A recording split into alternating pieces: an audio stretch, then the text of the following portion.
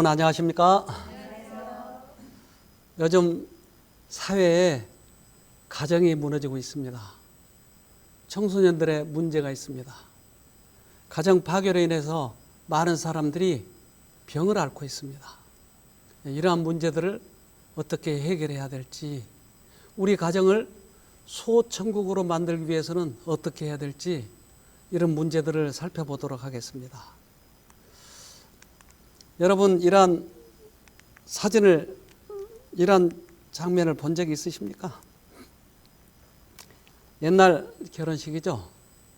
저는 어렸을 때 이러한 결혼식에 꽤 많이 참여했어요.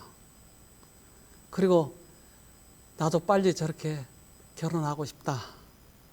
저렇게 얌전하고 다소곳하고 이런 여자를 만나고 싶다. 근데 알고 봤더니 폼만 그렇게 다소곳하지 실제로는 안 그랬더라고요. 근데 그 가정이 행복하려면 어떻게 하죠? 요즘도 결혼을 하나요? 요즘도 결혼하죠. 그래서 옛날의 결혼 방법과 요즘에 결혼하는 그런 방법, 외적으로는 차이 날지 모르지만 행복한 방법은 같을까요? 같겠죠. 그럼 최초 결혼은 언제부터 시작이 됐을까요? 에덴에서 시작이 됐겠죠. 그래서 에덴에서 과연 어떻게 했길래 행복했고 어떻게 했길래 그들이 불행을 접하게 됐는지, 이런 것들을 살펴보아야 행복한 결혼 생활을 할 수 있는 거겠죠. 창세기 2장 18절 여호와 하나님이 가라사대 사람의 독처하는 것이 좋지 못하니 내가 그를 위하여 돕는 배필을 지으리라 하시니라. 네, 혼자 사는 것이 힘드니까 내가 배필을 줄게, 행복하게 살아라 라는 것이 하나님의 의도였죠. 근데 결혼한 사람이 대부분 행복하다고 그래요? 그렇지 않아요. 다시 결혼하겠습니까? 우리 다시 그 사람과 처음 만나면 다시 결혼하겠습니까? 하면 99%가 아니요. 그래요. 아니요. 왜 이렇게 독처하는 것이 좋지 못해서 반려자를 줬는데 왜 그러냐 이 말이에요. 그래서 이러한 문제를 우리가 살펴보면 그 해답을 얻을 수가 있습니다. 그래서 하나님께서 최초로 주례를 쓰셨는데 주례사가 바로 이런 것입니다. 창세기 2장 23절 아담이 가로되 이는 내 뼈 중에 뼈요 살 중에 살이라. 이것을 남자에게서 취하였은즉 여자라 칭하리라 하니라. 이러므로 남자가 부모를 떠나 그 아내와 연합하여 둘이 한 몸을 이룰지로다. 네, 내 뼈 중에 뼈요 살 중에 살이라. 그러니까 자기 부인은 뭐예요? 자기에게 있어서 뼈죠, 살이죠. 그러니까 부인을 부를 때 자기라고 부르는 거예요. 내 살이니까 자기. 그러니까 살을 꼬집으면 아파요. 부인이 아프면 내가 아프죠? 근데 화장실에 가서 웃는데요. 아파도, 부인이 아파도 내 살이 아니에요. 그러니까 뭐가 이렇게 분리를 시켜놔 버렸어요. 원래의 목적은 살이고 뼈였는데 같이 살도록, 행복하게 살도록 했는데 그렇게 앙숙이 돼버렸다고요. 그가 나의 동반자고 없으면 안 될 그런 내 살인데, 내 자기인데 왼수가 돼버린 것이에요. 그런데 이렇게 원수가 돼버리고 서로 이혼하는 이유를 그 밑에 절에 이렇게 얘기했어요. 남자가 부모를 떠나서 아내와 연합하여 한 몸이 될지니라. 한 몸을 이룰지니라.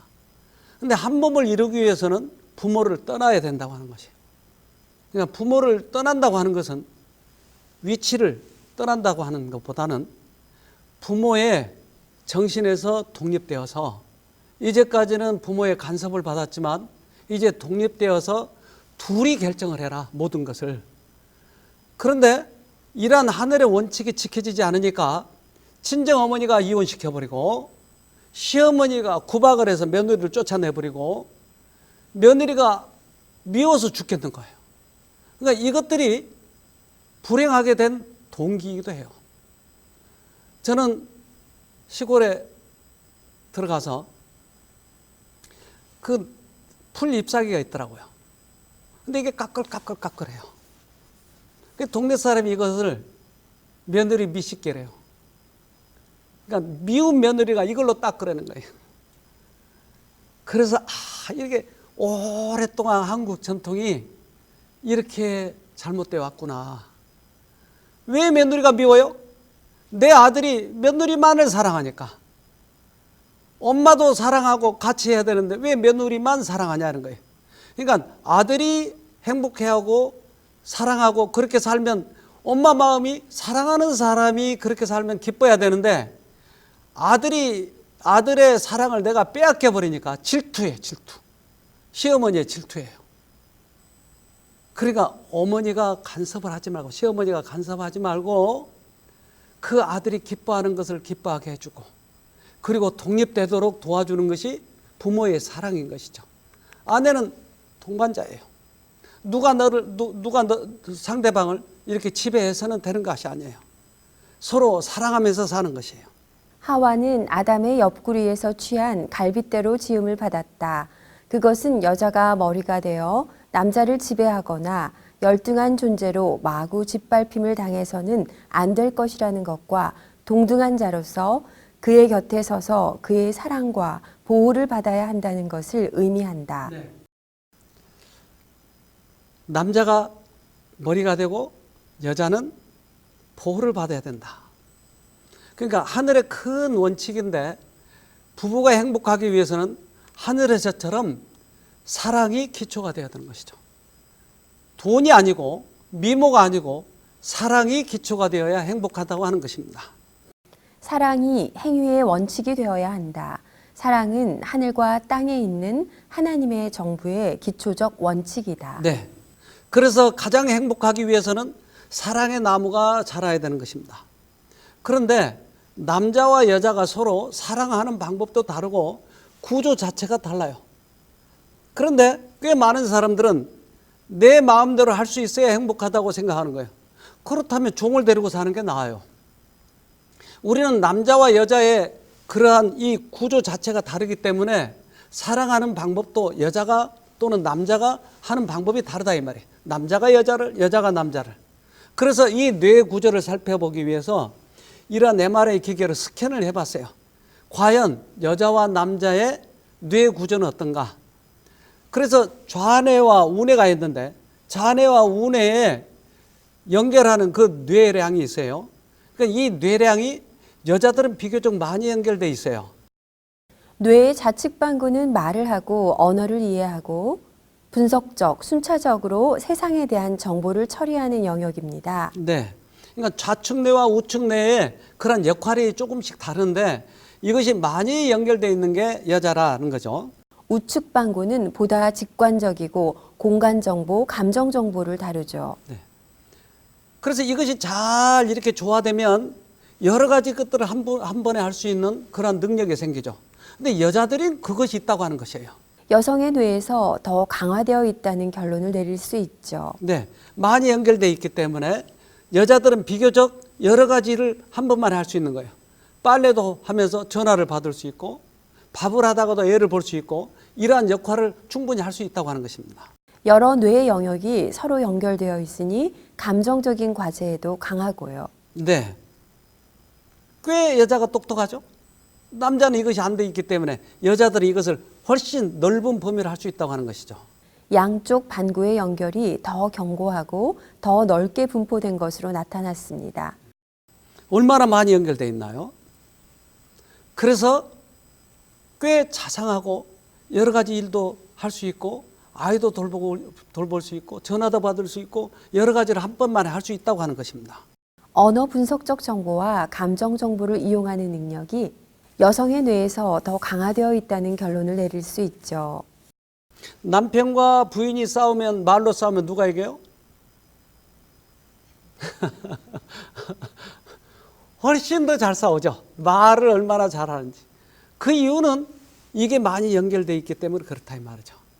남자는 여자들하고 싸우면 100점 100패예요. 그러면 남자를 무시해버려야 되겠죠? 근데 남자가 잘하는 부분이 있더라 이 말이죠. 남성의 경우 뇌 앞쪽과 뒤쪽의 연결이 더 강합니다. 네. 그래서 특별히 이 앞쪽은 전두엽이라고 하는 게 있는데 이 전두엽에서는 뒤에서 가져오는 정보와 경험과 지식과 이런 것을 앞에다 갖다 놓으면 이 전두엽에서 판단하는 것이에요. 어떻게 앞으로 살아갈 것인지, 앞으로 어떻게 결정해야 될 것인지, 미래에 대해서는 어떻게 우리가 선택해서 가야 될지를 남자들은 이것이 잘 돼 있다 이 말이에요. 그러니까 멀리를 내다볼 수 있다고 하는 것이죠. 뇌의 뒷부분에서 정보를 처리해 앞쪽으로 보내고 뇌 앞부분에서 그 정보를 종합해 어떻게 대응할지 결정합니다. 네. 그래서 여자의 머리는 아주 여러 가지를 한 번만에 할 수 있고 애도 볼 수 있고 빨래도 할 수 있고 밥도 할 수 있고 전화도 받고 여러 가지를 한 번만에 할 수 있는 능력과 남자들은 멀리 내다볼 수 있고 판단력이 있는 이 남자와 조화를 이루면 가정이 어떻겠어요? 행복하겠죠. 그런데 상대방을 무시해버리니까 가정이 행복하지 못한 거예요.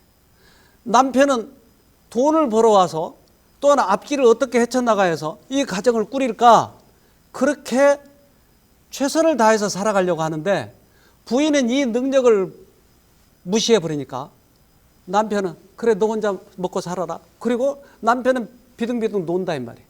그러면 여자가 이 일을 하기는 너무나 힘이 든 것이. 왜? 구조 자체가 그렇게 안 돼 있기 때문에. 그래서 남편과 부인이 서로 행복하려면 이러한 부분들이 서로 잘된 부분들이 조화롭게 조화를 이루어서 살아가는 것이 행복하다고 하는 것입니다.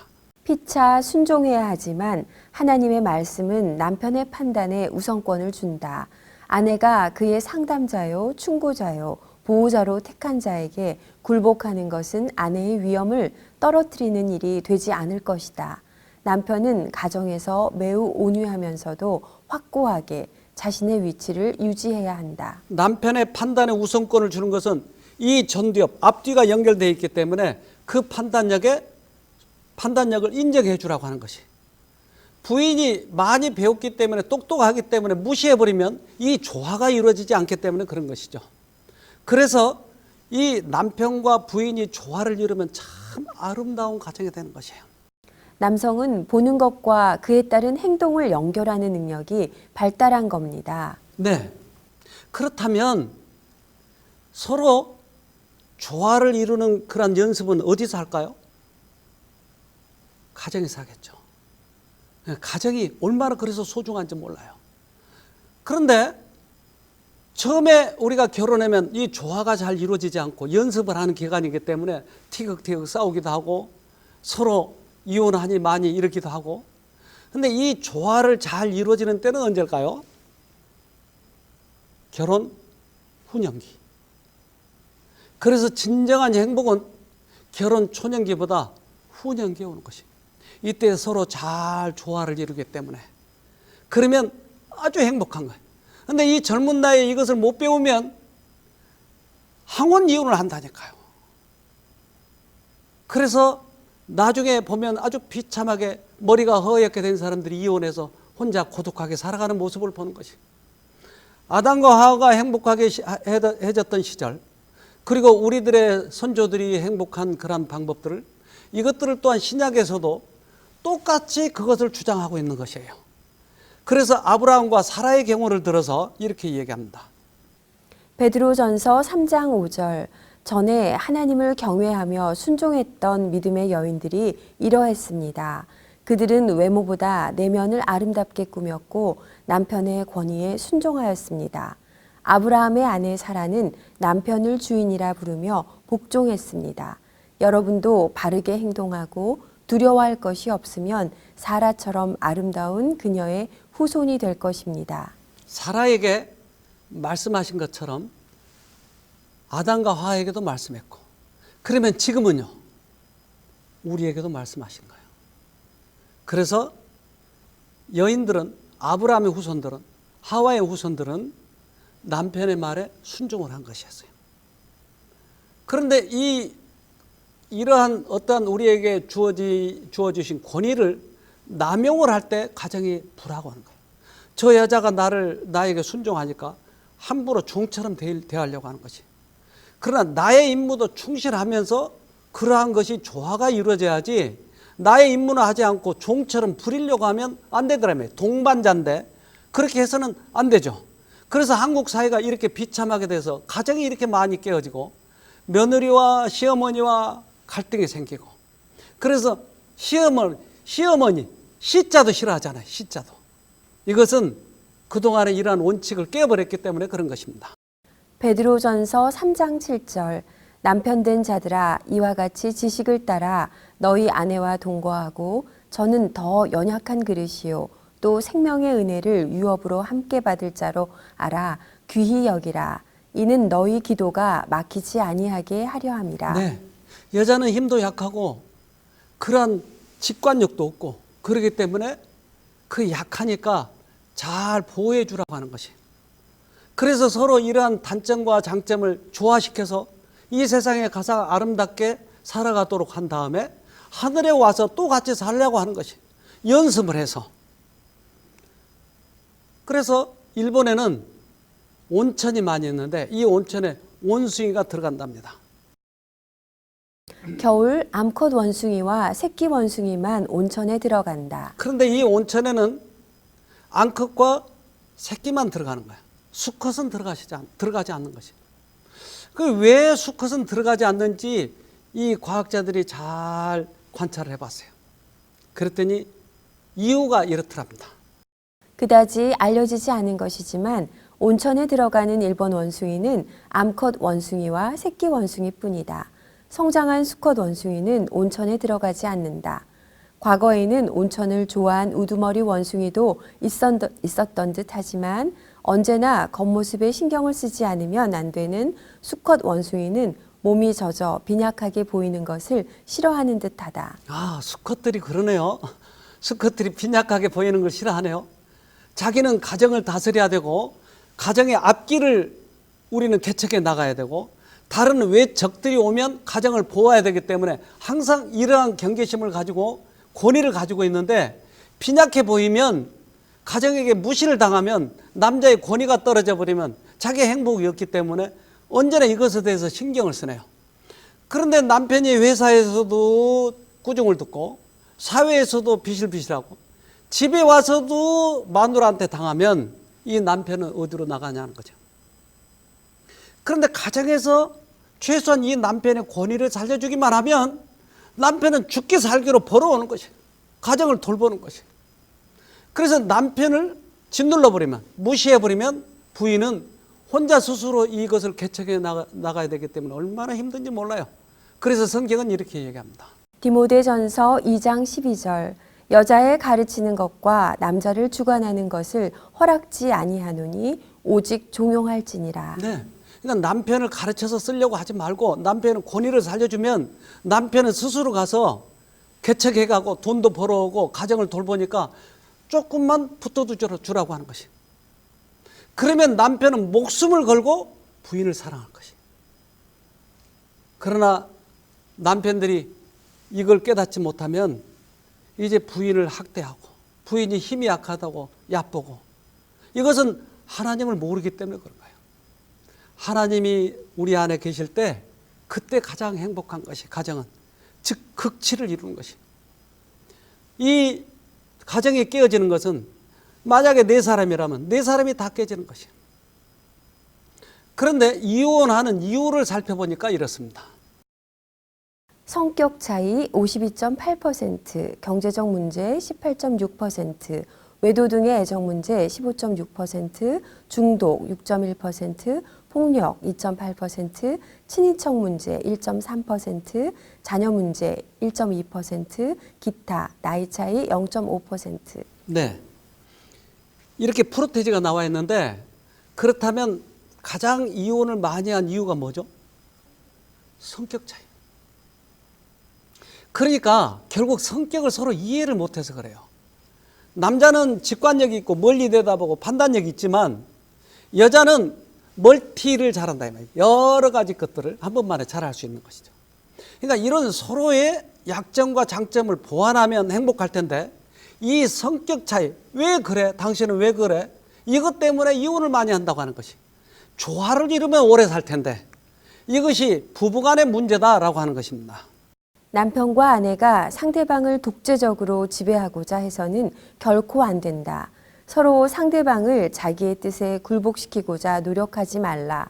그대들이 그렇게 하면서 피차간에 사랑을 유지할 수는 없다. 친절하고 인내하고 견디고 사려 깊고 예의 있게 행하라. 하늘에 가는 사람들은 하늘의 원칙을 따라야 되는데 그 하늘의 원칙은 사랑이다 이 말이에요. 그런데 상대방을 지배하려고 하는 정신은 하늘의 정신이 아니라고 하는 것이에요. 예수님도 우리들의 자유의지를 존중했고 서로 자유의지를 존중하는 사이에 사랑이 싹트게 되고 그러한 서로의 배려가 사랑의 극치를 이루게 하는데 이 상대방을 지배하는 정신은 그 정신이 떠나버렸기 때문에 아무리 행복하려 해도 행복할 수가 없는 것이에요. 꽤 많은 문제들이 여기에서 오더라고요. 그래서 꽤 많은 참가자들, 환자들이 이런 문제를 호소했던 것이에요. 우리도 싸움을 펑 많이 해봤어요. 근데 싸울 때 이제 애들이 보잖아요. 그러니까 애들이 나중에 우리가 이혼하면 누굴 따라올 건가? 이걸 염두에 두고 상대방의 단점을 계속 쏟아내는 거예요. 그러면 상대방은 가만히 있을까요? 말을 나보다 더 잘하는데 얼마나 고리타분한 얘기까지 모든 문제를 다 꺼내놔요. 나는 기억도 없는데 얼마나 그렇게 잘 외우고 있는지 이것들을 수없이 쏟아내는 거예요. 그러면 나는 또 상대방의 더 큰 단점을 드러내는 거예요. 애들 들으라고. 근데 애들이 이것을 판단할까요? 아니요. 애들은 자기들끼리 싸우건 말건 그건 관심이 없고 안 싸우면 좋겠어요. 누가 옳은가 그른가 이런 걸 따지지 않고 둘이 다 제발 안 싸워졌으면 좋겠어. 이걸 애들은 더 관심을 갖는 것이에요. 부부가 사랑할 때 자녀는 부모를 존경한다. 서로 사랑할 때 존경하지 누가 잘했냐 못했냐 이걸 따지지 않는다고 하는 것이. 그렇다면 이러한 정신은 어디서 배울 수 있죠? 예수님에게서만. 예수님이 계실 때면 가정이 행복한 것이.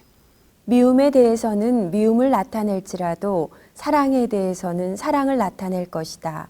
그러나 증오에 대하여 사랑을 나타내는 것은 오직 하나님의 영에 의해서만 가능하다. 네. 개들도 발로 차고 때리면 물라고 그래요. 근데 밥을 주면 꼬리치며 좋아해요. 나를 좋아하면 자기도 좋아하는 것이. 그러면 사람도 나를 사랑하면 나도 사랑하고 미워하면 미워하는 것은 개들도 한다니까요. 근데 미워하는 사람을 사랑하는 것은 그리스도에 의해서만 된다. 가정에 이 정신이 들어와야 이 사랑이 들어와야 행복해질 수 있다고 하는 것이.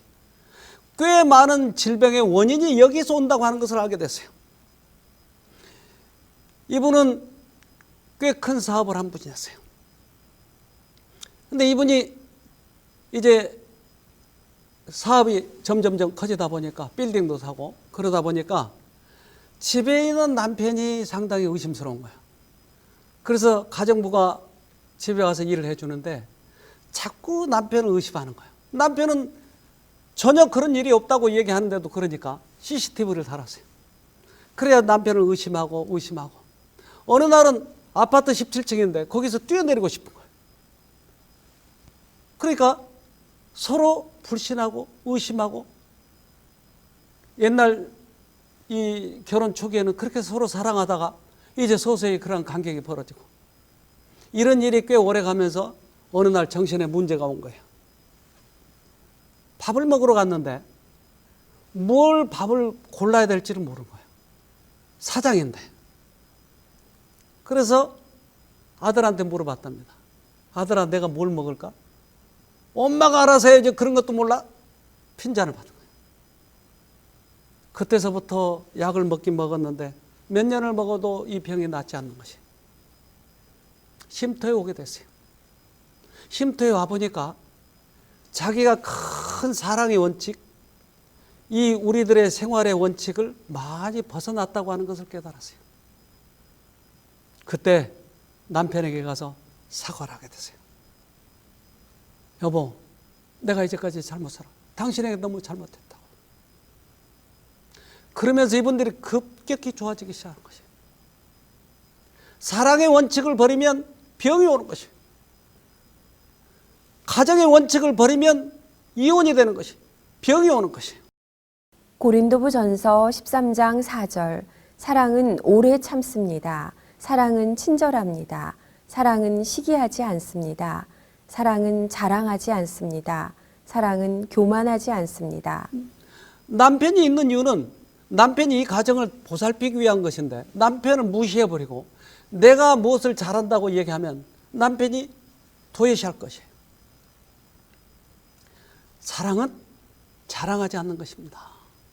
사랑은 교만하지 않는 것이에요. 상대방의 약점에 대해서 오래 참아주는 것이에요.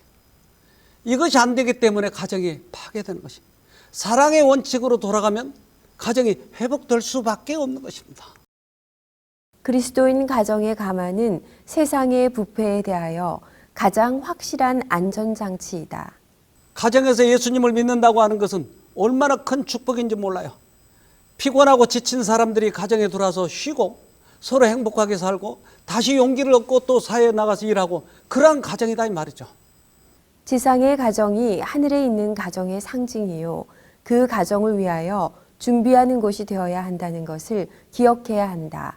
인생은 하나의 예비 학교이며 부모와 자녀들은 하나님의 나라에 있는 상급 학교에 입학하기 위하여 이 예비 학교를 졸업해야 한다. 우리는 이 연습할 수 있는 학교에서 공부할 수 있는 가정을 가지고 있어요. 여기에서 연습해서 하늘을 가야 되니까요. 서로 사랑하고 서로 좋아하고 서로 배려하고 서로 약점을 감춰주고 이러면서 하늘을 간다고 하는 것입니다. 가정의 분위기가 항상 자녀의 마음에 생생하게 남아 있어서 그들의 유년 시절의 가정을 하늘 다음가는 화평하고 행복한 곳으로 회고하게 해야 할 것이다.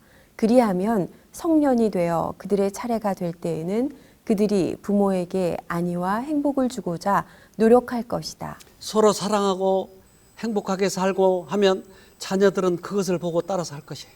그들의 성품이 그렇게 꼴지어질 거예요. 그들의 성년이 되면 이 부모에게 그렇게 할 것이에요. 한 알코올 중독자가 오셨어요. 이분은 점점점 알코올에 깊이 빠지면서 정신을 차리고 다시 돌아가려고 했을 때 안 되는 것이었어요. 우리는 가정이 스트레스 주지 말고 서로 사랑하고 밖에보다 더 안락하게 해주고 그러면 가정을 찾을 거예요. 근데 가정에서 무시해버리면 남편도 무시하고 부인도 무시하고 그러면 밖으로 나가서 거기서 만족을 얻으려고 해요. 빠찡코를 찾고 도박을 하고 그런 데 가서 위안을 찾으려고 해요. 가정이 행복하면 가정으로 들어올 거예요. 근데 이분도 이제 가정에서 그런 것을 못 찾았기 때문에 알코올 중독에 빠지게 됐어요. 5년 전부터 수기 씨는 한번 술을 마시기 시작하면 밤을 새우기 시작했다. 2, 3일씩 집에 안 들어가는 날들이 많아졌고 길게는 5일까지 집에 안 들어갔다. 며칠째 밤새도록 술을 마시고 있던 어느 날 새벽이 되었는지 날이 희뿌옇게 밝아왔다.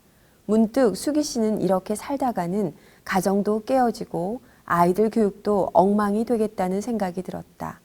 아침이 되자 지나가는 택시를 잡아타고 제 발로 알코올 전문 병원에 들어갔다. 2달 정도 알코올에 대한 교육을 받았다. 알코올에서 벗어나는 방법을 열심히 습득했고 이제는 술을 정말 끊었다는 자신감을 가지고 퇴원했다. 3개월 정도 지난 어느 날 친구와 술 한잔하고 싶다는 생각이 갑자기 들어왔다. 수기 씨는 그 생각을 뿌리치지 못했다. 그리고 다시 술을 마시는 생활이 반복되었다.